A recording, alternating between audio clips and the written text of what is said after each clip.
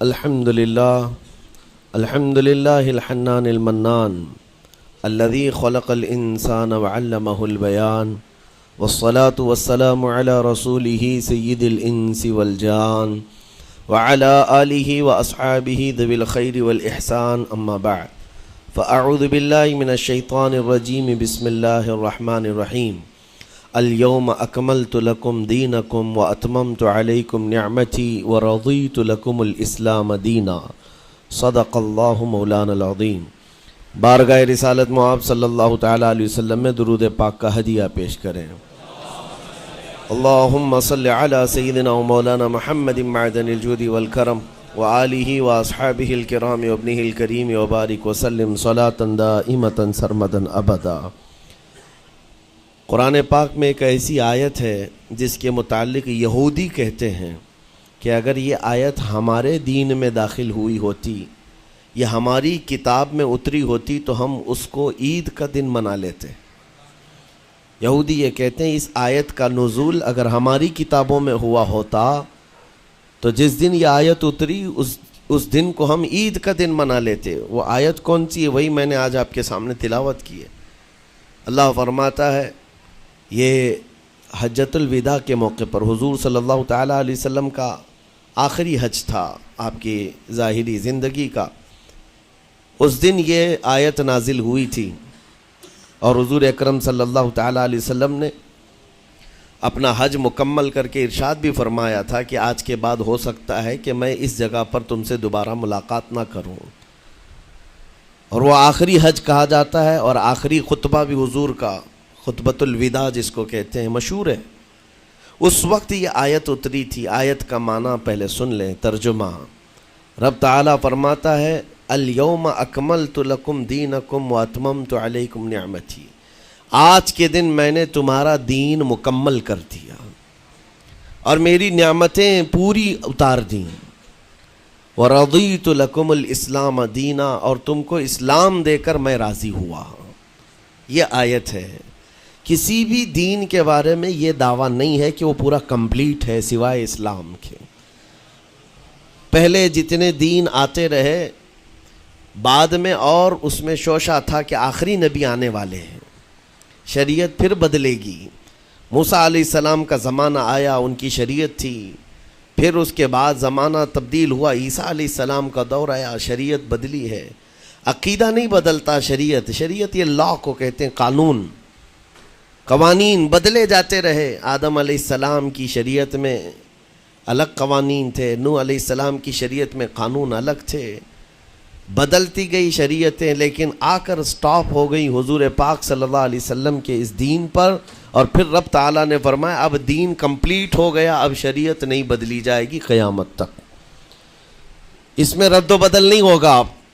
جو حرام ہے وہ قیامت تک حرام رہے گا، جو حلال ہے وہ قیامت تک حلال رہے گا۔ اب کوئی دنیا میں نہیں آئے گا جو اس شریعت میں کوئی نیا حلال پیدا کرے، نیا حرام پیدا کرے۔ حضور اکرم صلی اللہ تعالیٰ علیہ وسلم کا یہ دین کمپلیٹ ہے، مکمل ہے۔ اب آپ سنیے، قرآن پاک نے جب یہ فرما دیا کہ دین مکمل ہو گیا، یہ وعدہ، یہ دعویٰ کسی اور دین میں نہیں ہے، صرف اور صرف اسلام میں ہے کہ یہاں پیدا ہونے سے لے کر کے وفات تک کے مسئلے اللہ تعالیٰ نے تمہیں بیان کر دیے۔ وَلَا رَطْبٍ وَلَا يَابِسٍ إِلَّا فِي كِتَابٍ مُبِينٍ، کوئی خشکی کی چیز بھی نہیں ہے، کوئی تری کی چیز بھی نہیں ہے جس کو قرآن نے بیان نہ کیا ہو۔ رب تبارک و تعالیٰ نے ساری چیزیں بیان فرما دی، تمہاری شریعت کمپلیٹ ہے۔ آج تمہیں اپنی زندگی گزارنے کے لیے لا، قانون کسی ایرے غیرے کے پاس سے لینے کی ضرورت نہیں۔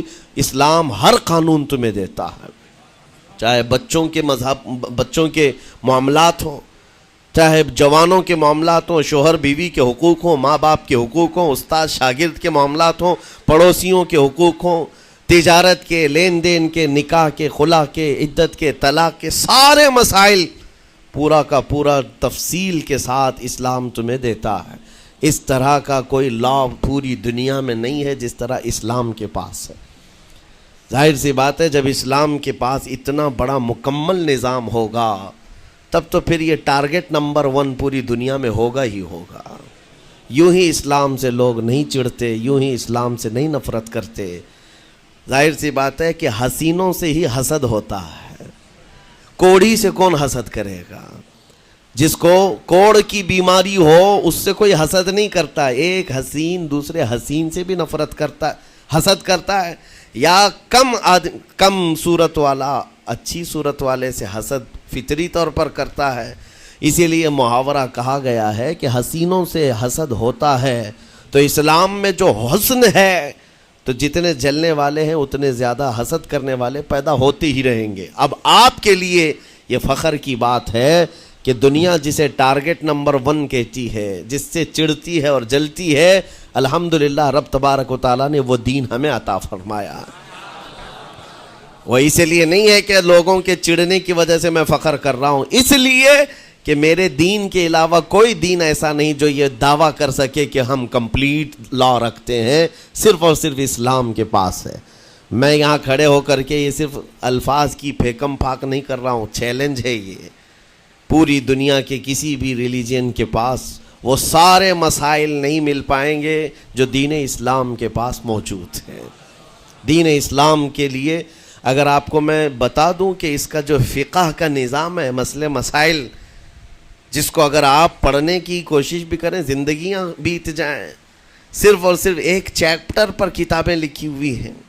صرف نکاح کے مسئلے کتابیں پوری ہیں، صرف طلاق کے مسئلے پوری کتابیں موجود ہیں۔ اتنا وستار کے ساتھ، اتنا تفصیل کے ساتھ کوئی دین نہیں پیش کرتا، صرف اور صرف اسلام ہے۔ یہ باتیں میں آپ کے سامنے کیوں رکھ رہا ہوں میرے عزیز ہو؟ تاکہ تمہیں یہ احساس ہو کہ اللہ نے کون سی نعمت تمہیں دی ہے۔ اسی آیت میں رب تعالیٰ فرماتا ہے وَأَتْمَمْتُ عَلَيْكُمْ نِعْمَتِي، میں نے اپنی پوری نعمت تمہیں دے دیا، پوری نعمت تمہیں دے دیا۔ احساس کرو کہ اسلام سے بڑھ کر نعمت کیا ملتی تمہیں، اسلام سے بڑھ کر کے کیا نعمت ہے، جس میں رب تبارک و تعالیٰ نے تمہیں اخلاق و کردار دیے ہیں، تعلیم کے لیے سارے۔ آپ کو ابھی اس زمانے میں پروپیگنڈے کے شکار ہو گئے کہ ہم جاہل قوم سے وابستہ ہیں، ہمارے ہاں جہالت زیادہ ہے، ہمارے ہاں بد کرداری زیادہ ہے۔ یہ عوام کو دیکھ کر کے لوگوں نے پروپیگنڈا بنایا، ورنہ تو ان کی حالت یہ تھی 18ویں صدی تک یورپ والوں کو روڈ بنانے کا طریقہ بھی نہیں معلوم تھا، اسلام نے سکھایا ہے۔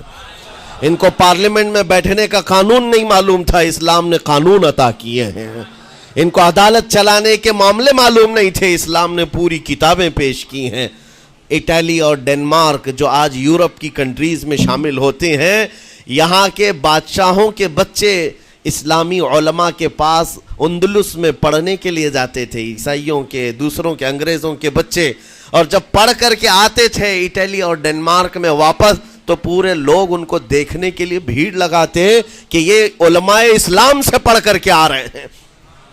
دنیا کو قلم پکڑنا سکھایا ہے اسلام نے۔ آپ کو ابھی میں اس موضوع پر نہیں بات کر رہا ہوں جو اسلام نے پوری دنیا کو دیا ہے۔ آج یہ جو گھڑی دیکھتے ہیں نا ہر جگہ پوری دنیا کا ٹائم، سب سے پہلے مسلم علماء نے اس کو ایجاد کیا ہے۔ دنیا کو ٹائم دیکھنے کا طریقہ اسلام نے سکھایا ہے۔ آپ کو ایک دو نہیں، آج پوری دنیا میں میڈیکل سرجری جو بھی ہوتی ہے، آپ کو پتہ ہے چیر پھاڑ کرنا ہر جگہ ضروری ہو گیا ہے، آپریشن تھیٹر، ساری دنیا جو سرجری کرتی ہے اس کے بیسک قانون بو علی سینا اسلامی عالم کے لکھے ہوئے ہیں۔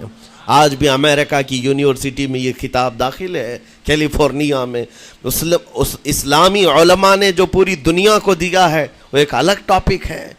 وہ اس کی ترقی اور عروج کا وقت تھا۔ اسپین میں کیمسٹری میں سب سے پہلے ایجاد کرنے والے علماء موجود ہیں، جابر بن حیان ہیں، جو الجبرا پوری دنیا کو دیا ہے۔ آج ہر یونیورسٹی، ہر کالج میں الجبرا کا سبجیکٹ ہوتا ہے۔ کس نے لکھا ہے؟ دنیا کو چلنے کا سلیقہ اسلام نے سکھایا ہے، بولنے کا طریقہ اسلام نے سکھایا ہے۔ سیاست کے معاملات آپ کو پتہ ہے، پہلے کے دور کی سیاست یہ تھی جو بادشاہ بن گیا اس کا راج ہے، اس کا قانون ہے، اور رات کو خواب میں کوئی چیز دیکھے تو صبح قانون بنا دے گا۔ بادشاہوں کا مزاج ہے، خواب میں کوئی چیز نظر آ گئی صبح وہ قانون بن گئی۔ تو یہ تو سلسلہ چلتا تھا پوری دنیا میں، اور آج بھی دنیا اس بات کی قرضدار ہے کہ حقیقت میں سیاست کسی نے سکھائی ہے تو وہ عمر ابن خطاب کی سیاست ہے۔ صدیق اکبر کی سیاست ہے۔ خلفائے راشدین نے جو حکومت و سیادت کر کے دنیا کو دکھایا ہے اس کی مثال کوئی پیش نہیں کر سکتا۔ اسی لیے ہمارے اس دیش کے جانتے ہیں جن کو موہن داس کرم چند گاندھی کہا جاتا ہے، گاندھی جی کو آج سارے لوگ یاد کرتے ہیں۔ گاندھی نے یہ کہا ہے اپنے دور کے حکومت چلانے والوں کو مثال اگر کوئی دے سکتا ہوں تو ابو بکر اور عمر کی دے سکتا ہوں، کیونکہ یہ کالپنائیں نہیں ہیں، یہ خیالی نہیں ہیں، یہ فیلڈ میں اترے ہوئے لوگ ہیں۔ وہ صدیق اکبر اسلام نے دیا ہے جس نے پوری دنیا کو فاقہ کشی میں خود رہ کر کے لوگوں کی بھوک مٹانے کا سلیقہ عطا کیا ہے۔ اس عمر ابن خطاب کو اسلام نے دنیا میں پیش کیا ہے جس عمر فاروق کا حال یہ ہے پورا مدینہ رات کو سوتا ہے اور یہ خلیفہ وقت گلیوں میں گشت کر رہا ہوتا ہے کہ کوئی بھوکا نہ سو رہا ہو۔ آپ کو پتہ ہے وہ عمر ابن خطاب رات کے وقت گزرتے ہوئے ایک گھر کے قریب سے جا رہے ہیں تو دیکھا ایک مرد باہر بیٹھا ہوا ہے، اندر سے رونے کی آواز آ رہی ہے۔ اس کے مرد سے پوچھا آپ نے، وہ نہیں پہچانتا تھا، آپ کبھی حجاب ڈالتے کبھی پردہ ڈالتے اور رات کو گلیوں میں مدینے کے گشت کر رہے ہوتے۔ اس مرد سے پوچھا کیا معاملہ ہے؟ کہا کہ میری بیوی کے بچے کی ولادت کا وقت قریب آ گیا ہے، درد ذہ میں مبتلا ہے اور گھر میں کوئی نہیں ہے، تکلیف ہے۔ جانتے ہو حضرت عمر فاروق رضی اللہ تعالیٰ عنہ اپنے گھر سے اپنی بیوی کو، اپنی بیٹی کو، اپنی بہو کو بلوایا اور کہا جاؤ یہاں پر گھر میں بچے کی ولادت ہونے والی ہے، اس کی تیمارداری کرو۔ صبح تک خلیفۃ المسلمین کے گھر کی عورتیں ایک غریب کے گھر کی عورت کی تیمارداری کر رہی ہیں۔ جب بچے کے ولادت کی آواز آئی سب سے پہلے مبارکبادی دینے والے عمر ابن خطاب ہیں۔ اس سے کہتے بھائی تمہیں مبارک ہو، اللہ نے بیٹا عطا فرمایا۔ وہ خوش و خرم ہے کہ میرا کوئی رشتہ دار نہیں ہے، اجنبی رات کو آیا ہے اور مجھے مبارکبادی بھی دیا، میرے گھر کے سارے کام کاج بھی اٹھا لیا اور اپنی پیٹھ پر گھر سے بوریا لا کر کے آٹے اور راشن کا اس گھر میں پہنچایا اور کہا خوش و خرم رہو، اللہ نے تمہارے گھر میں برکت دی ہے۔ صبح اٹھ کر کے وہ لوگوں کو بتا رہا ہے اللہ نے رات کو ایک عجیب فرشتہ بھیجا، میرے گھر میں اکیلی عورت تھی، درد ذہ میں مبتلا تھی، 3 عورتیں بھی آئی اور ایک مرد بھی آیا، رات بھر میرے ساتھ بیٹھا رہا، مجھے کھلایا پلایا بھی، میرے گھر کی تیمارداری بھی کر کے گیا۔ لوگوں نے کہا جانتے ہو کون تھا؟ وہ عمر ابن خطاب امیر المومنین تھے۔ دنیا کو یہ سیاست کا سلیقہ دینے والا اسلام کا وہ عظیم سپہ سالار ہے۔ آج بھی آپ کو میں بتاؤں اٹلی میں اور ڈنمارک میں اور کچھ کنٹریز میں ایک دن منانے کا پرستاؤ پیش کیا جا رہا ہے۔ یہ نہیں کہہ رہا ہوں ریچرڈ کا یا ریمونڈ کا، کوئی جو بڑے بڑے ان کے سپہ سالار ہیں ان کا ایک دن منایا جائے گا، جن کو مطلب کوئی بہت بڑا نوبل پرائز ملا ہو۔ میں یورپین کنٹریز کی بات کر رہا ہوں جہاں وہ اپنے بادشاہوں کے پیدائش کا دن یا ان کے کسی اینیورسری کو منانے کا پرستاؤ نہیں پیش کر رہے، بلکہ یورپ کی یہ 2 کنٹریاں ہیں جو یہ پرستاؤ پیش کر رہی ہیں کہ سال میں ایک دن ایسا منایا جائے جس کا نام صلاح الدین ایوبی ڈے ہونا چاہیے۔ یہاں ہم نہیں کہہ رہے ہیں، دنیا آج بھی اس بات کو تسلیم کرتی ہے، صلاح الدین جیسا جرنیل دیکھا نہیں ہے۔ عزیزان گرامی وقار، یہ چند مثالیں میں آپ کے سامنے رکھا اور اس کے بعد پھر میں تمہیں جھنجھوڑ کر پوچھتا ہوں، اپنے دل پر ہاتھ رکھ کر کے بتاؤ اسلام سے اچھا کوئی راستہ ہے؟ قرآن یہی کہتا ہے وَمَن يَبْتَغِ غَيْرَ الْإِسْلَامِ دِينًا فَلَن يُقْبَلَ مِنْهُ، جو اسلام کے علاوہ دوسرا راستہ لے کر کے آئے گا قیامت کے دن اس کا کوئی قبول نہیں کیا جائے گا، نہیں قبول کیا جائے گا، بلکہ وہ سب سے بڑے گھاٹے میں ہوگا، آخرت کے دن خسارہ اٹھانے والوں میں ہوگا۔ آج تمہارے پاس وہ عقل سلیم اللہ تعالیٰ نے دیا، جس کو تھوڑی بہت شدھ بدھ ہونا، عقل کا استعمال کرتا ہو، وہ بھی اسلام کے متعلق سوچے گا کہ میرے دین میں اتنی اچھائیاں ہیں، آج تک رب تعالیٰ نے مجھے یہ پیشانی کسی کے سامنے جھکنے نہیں دیا۔ کہیں جھکاتے ہو؟ ارے کھانا کھاتے ہیں، کھانا تو روزانہ ضروری ہے، اور رزق کے معاملے میں تو لوگ ایسے، دنیا کہتی ہے پیٹ پوجا، ہم پیٹ پوجا نہیں کہتے۔ کھانے کے لیے بعض لوگ کہتے ہیں نا پہلے پیٹ پوجا ہو جائے، پوجا کا لفظ ہی ہم استعمال نہیں کرتے۔ کھانا برتن میں رکھا ہوا ہے، آپ کے گھر میں کھانا لا کر کے دیا جاتا ہے، تو کیا آپ سر جھکا کر چاٹ کے کھاتے ہیں یا لقمے اٹھا کر ہاتھ سے کھاتے ہیں؟ ہاتھ سے کھاتے ہیں۔ باقی جانوروں کو دیکھو، بکری کھاتی ہے منہ جھکا کر کھاتی ہے، بیل بھینس وغیرہ سب سر جھکا کر کے کھاتے ہیں، رزق کو چاٹ کے کھاتے ہیں، ان کا سر جھک جاتا ہے. لیکن تمہارے سر کو رب نے اتنا محترم رکھا کہ روز جو تمہیں رزق کی ضرورت ہے اس کے سامنے بھی مت جھکاؤ. سر جھکانا ہے تو رزق کے سامنے نہیں، رزاق کے سامنے جھکایا جائے. تمہاری پیشانی کو محترم رکھا گیا ہے کہ تم جھکو گے تو کس کے سامنے؟ صرف رزاق جو ہمارا پالنہار حقیقی ہے. اور حد تو یہ ہے میرے عزیزو، یہ دنیا کی واحد قوم ہے، یہ واحد مذہب ایسا ہے، یہودی ہوں، عیسائی ہوں، ہندو ہوں، کوئی بھی ریلیجن آپ لے کر کے آئیں، جس کو وہ بہت زیادہ مانتے ہیں یا جس کو گاڈ کہتے ہیں یا جس کو بھگوان کہتے ہیں، ان کی صورت بھی ہوگی، مورت بھی ہوگی، اور سامنے دیکھتے ہیں اور جھکتے ہیں، عبادت کرتے ہیں. لیکن تنہا مسلمان ایسے ہیں، کروڑوں مسجدیں ہوں گی، کہیں خدا کی کوئی تصویر دیکھا ہے؟ کہیں مسجدوں میں خدا کا کوئی مورت یا صورت بنائی ہوئی دیکھا ہے؟ نہیں ہے. یہ واحد قوم ہے جو بن دیکھے مولا کی بارگاہ میں سجدے میں جھک جاتی ہے. صرف بات اتنی ہے کہ ان کو یہ کہنا پڑے گا، اگر میں کہوں میرے نام پر آ جاؤ جھک جاؤ، نہیں، کوئی نہیں جھکائے گا. ہاں یہ کہنا پڑے گا امام کو بھی، اللہ اکبر، اللہ سب سے بڑا ہے. پھر کوئی پیچھے کھڑا ہوا یہ نہیں پوچھتا کہ کس نے کہا، کون پکار رہا ہے، پیشانی لے جا کر زمین پر لگا دیتے. کیوں؟ ہماری پیشانی خالص اللہ کے لیے ہے. میرے عزیزوں، یہ وہ پرائیورٹیز ہیں اور یہ اسپیشلٹی ہے آپ کے اس کمیونٹی کی، جس کو مجھے آپ کے سامنے رکھنا ہے. اتنی سارے اچھے گلشن کو چھوڑ کر اگر کوئی بربادی کی طرف جائے تو پھر سوائے بدنصیبی کے کیا ہے اس کے پاس؟ جس کو اللہ تبارک و تعالی وعدے کیا ہو کہ تم اپنی جان اور اپنے مال کے بدلے مجھ سے جنت خرید لو، جہاں پر سارے اخلاق و کردار اور دنیا کی سب سے اعلیٰ اخلاق تمہیں سکھانے کے دعوے کیے گئے ہوں، وہ چھوڑ کر کے اگر دنیا کہیں اور جائے تو پھر تمہاری یہ ہرما نصیبی ہے.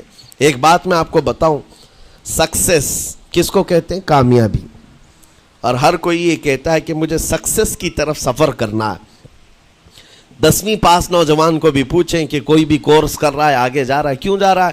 کچھ سکسیسفل لائف گزارنا ہے، کامیاب زندگی گزارنا ہے، اس کے لیے دروازے کھٹکھٹا رہا ہے. تمہیں پتہ ہے ان مسجدوں کے میناروں سے جو آواز گونجتی ہے اذان کی، اس میں ایک لفظ آتا ہے، سارے لفظ تو آپ کو یاد ہوں گے، اللہ اکبر بھی کہا جاتا ہے، اشہد ان لا الہ الا اللہ بھی، اشہد ان محمد رسول اللہ بھی ہے.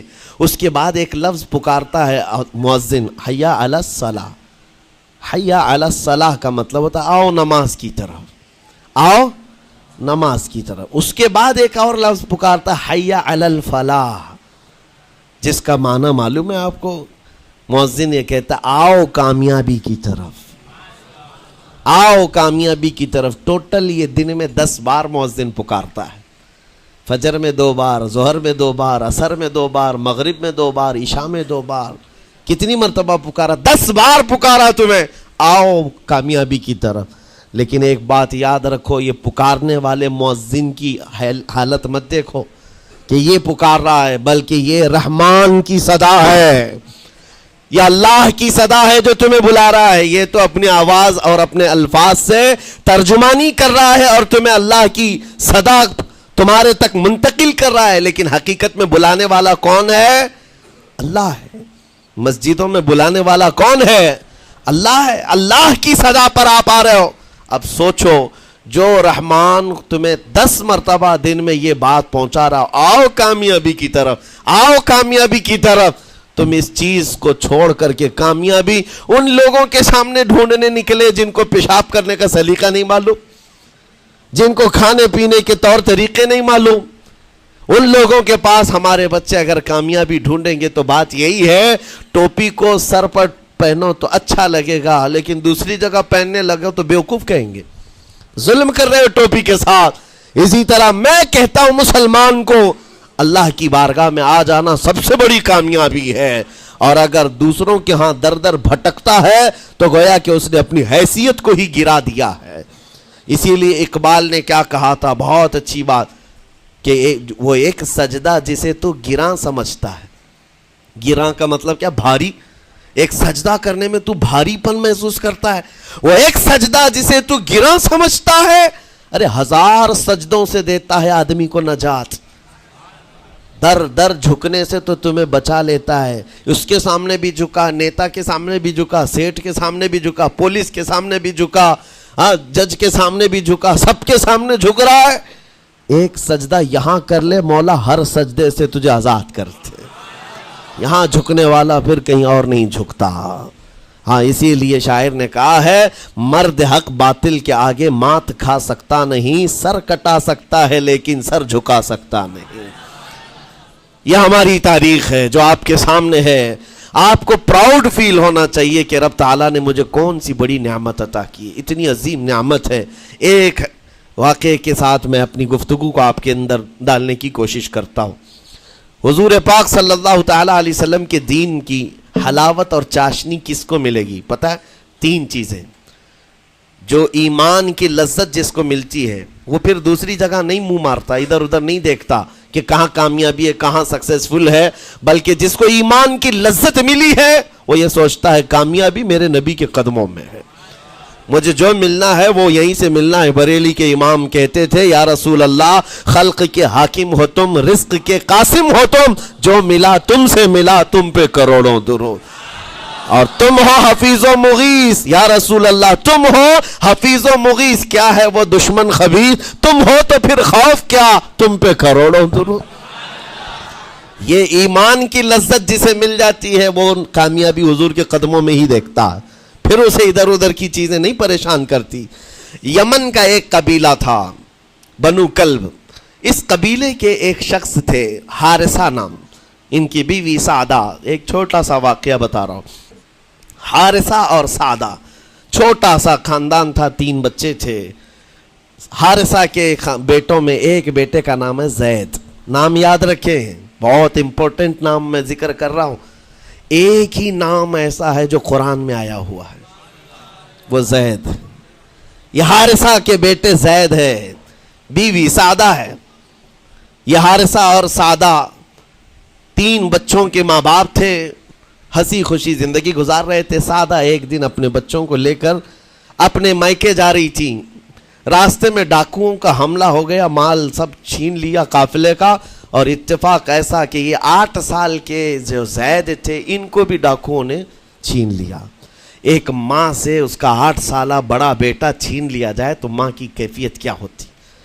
اس قدر درد میں تھی ماں، جان تو بچ گئی، 2 بچے بھی بچ گئے، لیکن بڑا بیٹا میرے ہاتھ سے چلا گیا۔ مارے مارے صحراؤں میں گھومتی تھی، پکارتی تھی میرا زید میرا زید میرا زید میرا زید۔ ڈاکوؤں نے زید کو کیا کیا؟ عکاظ کا ایک میلہ لگتا تھا، اس وقت یہ غلامی کا دور تھا، لوگ انسانوں کو پکڑتے اور بیچ دیتے تھے، وہاں لا کر کے انہوں نے زید کو بیچ دیا، غلام کی حیثیت سے بیچ دیا۔ آگے میں بتاتا ہوں۔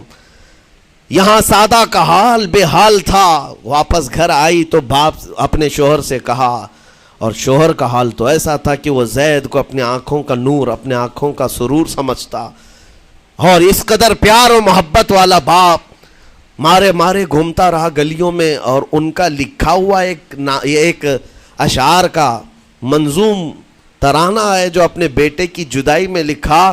اپنے تو اپنے دشمن بھی وہ ترانہ سنتے تو رو پڑتے تھے۔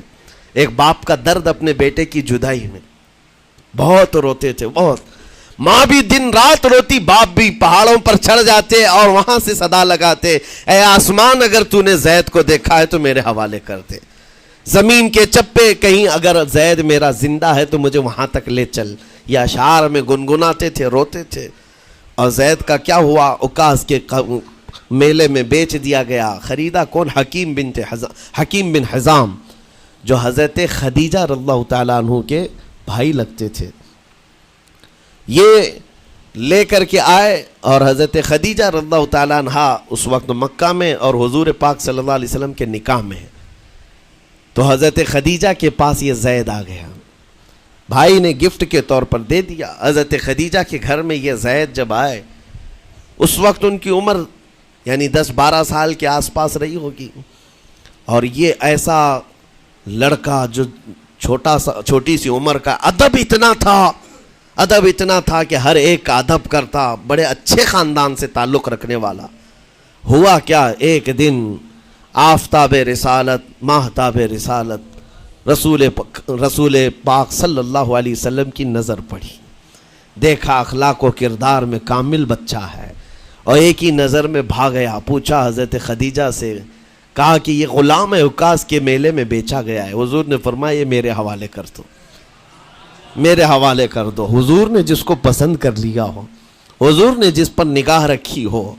اب وہ زید خوشی خوشی حضور کے پاس آئے. نبی پاک صلی اللہ تعالیٰ علیہ وسلم ان کے اخلاق سے بڑے خوش تھے، اور اس کے بعد محبت بھی ایسی دی، ایسی شفقت دی کہ زید کو نہ باپ کی خبر تھی نہ ماں کی خبر تھی. جو کچھ تھا وہ رسول اللہ کے پاس تھا. حضور پاک صلی اللہ تعالیٰ علیہ وسلم کی تربیت میں دن گزرتے گئے، بڑے ہو گئے، یہاں تک کہ 16 سال کی عمر تھی. ایک دن حج کے موسم میں یمن کا بنو کلب خاندان آیا ہوا تھا، اور وہاں حج کے دوران وہ لوگ زید کے باپ حارثہ کے لکھے ہوئے اشعار پڑھ رہے تھے اور لوگوں کو رلا رہے تھے. ایک ہمارے قبیلے میں باپ ہے جو بچھڑے ہوئے بچے کی یاد میں روز روتا ہے، اس کے اشعار تو سنو. لوگ سن کر کے رو رہے تھے، یمن کا کوئی ایسا باپ ہے جو یوسف گم گشتہ کی خبر میں رویا کرتا ہے. یہ لوگوں کی بھیڑ لگی تھی، اسی کے سامنے سے زید کا گزر بھی ہو رہا تھا.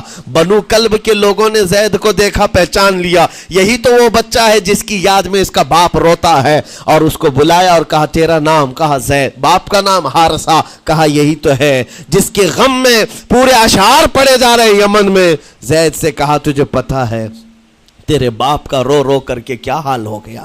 تیری ماں صحراؤں میں آواز دیتی ہے، پہاڑوں پر چڑھ جاتی ہے. ایک بچے کے لیے اس کے ماں باپ کی جدائی بتا دینا کتنی بڑی بات تھی. میرے عزیزوں، سالوں کی یہ گم گشتہ خبر پھر سے واپس مل گئی ہے. زید نے کیا کہا کہ اب میرے ماں باپ سے جا کر کہہ دیں کہ رونا دھونا بند کریں، اونٹوں کی طرح ادھر ادھر بھٹکنا بند کریں، انہیں میرا سلام پہنچائیں اور کہیں انہوں نے جہاں مجھے دیکھنا تھا اس سے بہتر جگہ میں ہوں، اس سے بہتر جگہ میں ہوں. یہ بنو کلب خاندان گیا یمن، جا کر کے باپ سے کہا، حارثہ سے اور سعدہ سے، خبر تمہارے لیے اچھی لائے، تمہارا گم ہوا بیٹا جو پچھلے 10-12 سالوں سے تمہیں نہیں مل رہا تھا وہ حرم کعبہ کے پاس ہمیں نظر آیا ہے. غلام بنا کر لوگوں نے بیچا ہے اسے، لیکن وہ ایک ایسے حسین و جمیل کی غلامی میں ہے، ایک ایسے حسن والے کی غلامی میں ہے کہ زید وہاں سے ہٹنا نہیں چاہتا. باپ نے کہا میرے کلیجے سے پوچھو مجھ پر گزرتی کیا ہے، اس کی ماں سے پوچھو، ایک نظر دیکھ لے گا وہ واپس ہماری جھولی میں آ جائے گا. دوڑتے دوڑتے یمن سے گھنٹوں یعنی جو مہینوں کا سفر تھا دنوں میں طے کر کے پہنچے. مکہ آئے، جیسی آئے تو رسول پاک صلی اللہ علیہ وسلم کو ڈھونڈا. حضور پاک مل گئے تو دھاڑے مار مار کر باپ رونے لگا اور کہا کہ اے محمد صلی اللہ علیہ وسلم، ہم نے آپ کے متعلق سنا ہے یتیموں کے والی ہیں، آپ کا دل بہت بڑا ہے، مجھ باپ کے اوپر رحم کیجئے، برسوں سے اپنے بچے کے لیے ترس رہا ہے، میں اور میری بیوی تڑپتے ہیں، صحراؤں میں آواز دیتے ہیں. حضور نے پوچھا ہوا کیا ہے تمہارے ساتھ؟ کہا ہمارا بیٹا گم ہو گیا تھا، برسوں ہو گئے تھے، لیکن سنا ہے وہ یہاں رہتا ہے. حضور نے پوچھا کیا نام ہے اس کا؟ کہا زید اس کا نام ہے، میرا نام حارثہ ہے. حضور پاک صلی اللہ علیہ وسلم کے محبوب زید کے بارے میں پوچھ لیا. حضور جس سے خود محبت کرتے ہو، حضور جس سے محبت کرتے ہو، باپ نے پوچھ لیا. حضور نے فرمایا کہ ٹھیک ہے، میں ایک باپ کے کلیجے سے اس کے بیٹے کو الگ نہیں کر سکتا، ماں سے اس کے بیٹے کو جدا نہیں کر سکتا، لیکن بات اتنی ہے کہ زید کو بلایا جائے، فیصلہ اس کے ہاتھ میں ہے، فیصلہ اس کے ہاتھ میں ہے. میں زید کو بلاتا ہوں. غلام تھے اس وقت. حضرت زید کو بلایا گیا اور اس وقت بھری جوانی والا زید ہے. جیسی ہی آئے پہلی نظر باپ کو دیکھا، ماں کو دیکھا. ماں باپ تو چیخ پڑے ہمارا زید مل گیا، ہمارا زید مل گیا. لیکن کمال کی بات میں دیکھتا ہوں ایسی دیوانگی پوری دنیا میں نہیں ہے. زید نے دیکھا اپنے ماں اور باپ کو، لیکن اسی وقت اپنی آنکھیں جھکا لی اور حضور کی طرف کر لیا. کہا نہ، ادھر پہلے حضور پاک صلی اللہ علیہ وسلم کی طرف. حضور نے دیکھا کہ زید ماں باپ کی طرف دیکھ نہیں رہے ہو، جو رو رو کر کے برا حال کر چکے ہو. حضور نے زید سے کہا پہچانتے ہو؟ کہا ہاں حضور یہ میرے باپ ہیں. اور یہ میری ماں ہے، یہ میرے چچا ہے۔ حضور نے فرمایا پھر ملتے کیوں نہیں ہو؟ کہا سرکار اگر اجازت ہو تو ملوں گا، برسوں کا بچھڑا ہوا جوان ہے، آپ اجازت دو تو میں ملوں گا۔ نبی پاک صلی اللہ علیہ وسلم نے فرمایا جاؤ تمہیں اجازت ہے۔ جیسی گئے اس منظر کو جو بیان کیا گیا ہے میرے عزیزوں، ہم پڑھتے ہیں تو آنکھیں بھیگ جاتی ہیں۔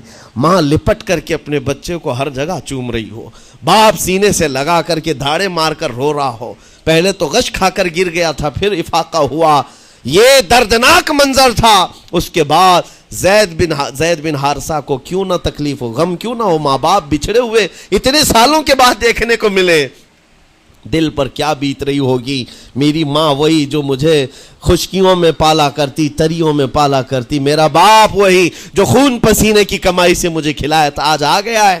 حضور پاک صلی اللہ علیہ وسلم نے کہا زید یہ جو جذباتی منظر ہے اس کو ختم کر کے اب اعلان کر دو کہ تمہاری ماں آئی ہے تمہیں یمن سے لینے کے لیے، تمہارا باپ آیا ہے، تمہارا چچا آیا ہے تمہیں یمن سے لینے کے لیے، میں نے فیصلہ تمہارے حوالے کر دیا ہے، میں اپنے غلامی سے تم کو آزاد کر دیتا ہوں، تم بغیر کوئی فدیہ لیے ہوئے، بغیر کوئی پیسہ لیے ہوئے، اس وقت اپنے غلام کو کوئی چھوڑتا نہیں تھا، لیکن تمہاری ماں کا درد دیکھا نہیں جا رہا، میں آزاد کر دوں گا بغیر کسی فدیہ کے، تو اپنی ماں اور اپنے باپ کے پاس جا سکتا ہے۔ اتنا حضور کا فرمان، آزاد کر دینا مکہ میں آسان نہیں تھا۔ بیٹے کو آزاد کیا حضور پاک صلی اللہ علیہ وسلم نے، تب جانتے ہو وہ کمال کا بیٹا ہے زید بن حارثہ۔ اسی وقت اپنی ماں کو دیکھتے ہیں، باپ کو دیکھتے ہیں، چچا کو دیکھتے ہیں، اور اس کے بعد مکہ والے یہ منظر دیکھنے کے لیے جمع تھے، مخاطب ہو کر کے کہتے ہیں اے سارے مکہ والوں گواہ ہو جاؤ، میں اپنی زندگی حضور محمد مصطفیٰ کے لیے وقف کر دیا ہے، میں نے محمد عربی صلی اللہ علیہ وسلم کے لیے زندگی وقف کر دی ہے، نہ مجھے یمن جانا ہے، نہ مجھے بنو کلب جانا ہے۔ ماں اور باپ دیکھتے رہ گئے۔ باپ نے پوچھا زید آزاد کیا گیا ہے اور آزادی کی زندگی کو چھوڑ کر تو غلامی کی زندگی کو قبول کر رہا ہے؟ زید بن حارثہ نے اس وقت تاریخی جملہ کہا تھا، کہا بابا آپ نے جتنی شفقت کی ہوگی یا 1000 ماں باپ مل کر اپنے بیٹوں پر جتنی شفقت نہیں کیے ہوں گے اس سے زیادہ شفقت محمد الرسول اللہ نے کیا ہے۔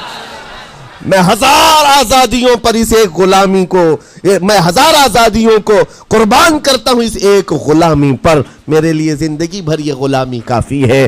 اتنا کہا تھا میرے آقا صلی اللہ علیہ وسلم نے اپنے باہوں کو پھیلا دیا، سینے سے لگایا اور زید بن حارثہ کو لے کر خانہ کعبہ کے پاس آئے۔ میرے عزیزو ان کا حال بھی ایسا ہے کہ اگر کوئی ٹوٹ کر چاہتا ہے تو یہ نہیں ہے کہ تو چاہ رہا ہے، بلکہ ان کا حال یہ ہے اتنا دیا سرکار نے مجھ کو جتنی میری اوقات نہیں، یہ تو ان کا کرم ہے ورنہ مجھ میں تو ایسی بات نہیں۔ آتا ہے فقیروں پہ انہیں پیار کچھ ایسا، خود بھیک دے اور خود کہے منگتے کا بھلا ہو۔ حضور اکرم صلی اللہ علیہ وسلم زید بن حارثہ کو پکڑتے ہیں، خانہ کعبہ کے پاس لے آتے ہیں، ہجوم جمع تھا، مکہ والے سب کھڑے تھے، تب نبی پاک صلی اللہ علیہ وسلم اعلان کر کے کہتے ہیں اے مکہ والوں سن لو، آج سے زید کو میں نے آزاد کیا ہے، اور صرف آزاد نہیں، آج سے یہ میرا وارث ہے اور میں اس کا وارث ہوں، یہ میرا بیٹا ہے۔ حضور نے تنہا ایک ہی صحابی کے لیے کہا یہ میرا بیٹا ہے۔ اور اس کے بعد زید بن حارثہ کو لوگ جو مکہ میں پکارتے تھے زید بن محمد کہتے تھے، محمد کا بیٹا زید، رسول پاک صلی اللہ علیہ وسلم کے بیٹا ہونے کا شرف پایا ہے۔ میرے عزیزو یہ جنہوں نے حضور صلی اللہ تعالی علیہ وسلم کے دربار کا ایک بار مزہ چکھ لیا تو وہ پھر یوں ہی کہتا ہے پھر کے گلی گلی تباہ، ٹھوکریں سب کی کھائی کیوں، دل کو جو عقل دے خدا تیری گلی سے جائے کیوں۔ حضور پاک کی گلی میں جو ایک بار مزہ لے لے وہ پھر دنیا کی ٹھوکریں نہیں کھاتا۔ اسی لیے آج تم سب کے لیے میرے عزیزو ایک ہی فرمان میرے آقا صلی اللہ تعالیٰ علیہ وسلم کا سنا کر رخصت ہوتا ہوں۔ ایمان کی حلاوت اس کو ملتی ہے جو اپنی زندگی میں سب سے زیادہ اللہ اور اس کے رسول سے محبت کرتا ہے، اللہ اس کے رسول سے محبت کرتا ہے۔ اور دوسری چیز یہ بھی ہے کفر میں جانے کو ایسا ناپسند کرتا ہو جیسے آگ میں ہاتھ ڈالنے کو ناپسند کرتا ہے۔ کفار و مشرکین کے میلے آج لگ رہے ہوں گے لیکن تمہارا امتحان ہوگا، 31 نائٹ آنے والی ہے، یہ آزمائش کی رات ہے، لوگوں کو دیکھا جائے گا کہ تم کون سی عیاشیوں میں جاؤ گے؟ تم اس رات کو کیا دنیا داروں کو دیکھ کر ان کے پیچھے بھاگ جاؤ گے؟ ایک بات یاد رکھو، شیروں کو جس کام کے لیے پیدا کیا گیا اسی کام پہ رہنا چاہیے، اور شیر اگر اپنا کام بھول جاتا ہے تو کتے اس کے اوپر لگ جاتے ہیں۔